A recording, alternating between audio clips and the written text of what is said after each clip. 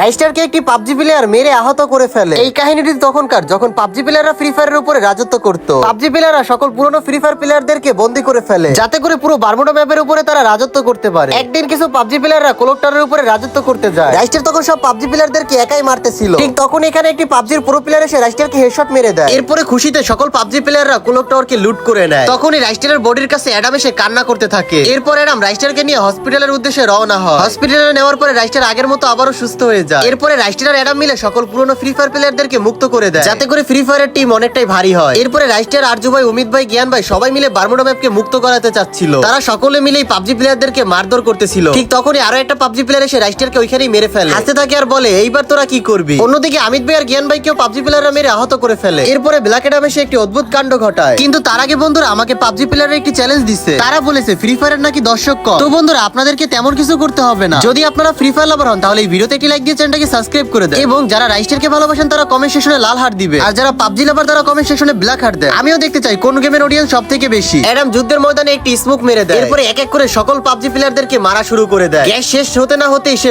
সকল পাবজি প্লেয়ারকে একবারে মেরে ফেলে। এরপরে ফ্রি ফায়ার স্বাধীনতা লাভ করে। তো বন্ধুরা আমার অনেক দিনের স্বপ্ন আমার চ্যানেলে 50,000 সাবস্ক্রাইবার হবে, আর আমার এই স্বপ্নটা শুধু তোমরাই পূরণ করতে পারো। একটু কষ্ট করে চ্যানেলটিকে সাবস্ক্রাইব করে দাও।